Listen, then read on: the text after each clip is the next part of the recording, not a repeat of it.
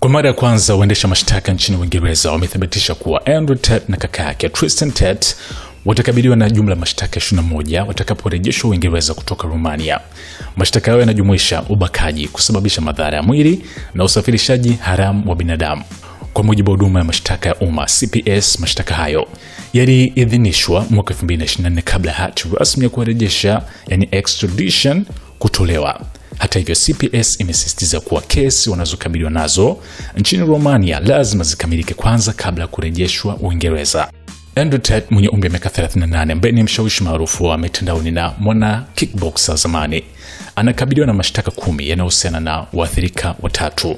Mashtaka hayo ni pamoja na ubakaji, kumsababisha mtu madhara ya kimwili, usafirishaji haramu wa binadamu, kuendesha biashara ya ukahaba kwa faida. Tristan Tate mwenye umri wa miaka 36 naye anakabiliwa na mashtaka 11 yanayomhusisha na mwathirika mmoja, ikiwemo ubakaji, madhara ya mwili na usafirishaji haramu wa binadamu. Wawili hao walizaliwa Marekani lakini walilelewa mjini Luton, Uingereza baada ya talaka ya wazazi wao. Disemba 2022, ndugu hao wawili walikamatwa nchini Romania wakituhumiwa kwa makosa sawa ya ubakaji na usafirishaji haramu. Baada ya kukaa kwa miezi kadhaa chini ya kifungo cha nyumbani, walikabiliwa na tuhuma mpya Agosti mwaka huo zinazohusiana na masuala ya kingono na mtoto mdogo na usafirishaji wa watoto, mashtaka ambayo walikwisha kuyakanusha. March 2024 walikamatwa tena mjini Botosh kufuatia hati ya kukamatwa iliyotolewa na polisi wa Bedfordshire kuhusu tuhuma za zamani zilizotokea kati ya mwaka 2012 hadi mwaka 2015.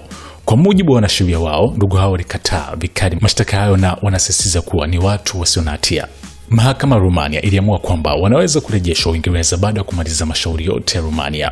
Baada ya kuondolewa marufuku ya kusafiri, waliondoka Romania kwa ndege binafsi hadi Florida nchini Marekani mnamo Februari mwaka 2025.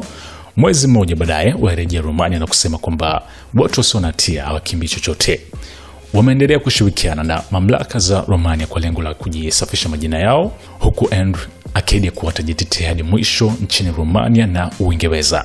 Kama wewe ni mfuatiliaji ama umekuwa ukitumia mitandao ya kijamii, sura hizi si ngine machoni pako na unaweza kudhani kwamba ni mapacha, lakini ni ndugu ambao ni mtu na kaka yake, na kwa sasa wanakabiliwa na mashtaka haya. Hii hapa ni SNS Management.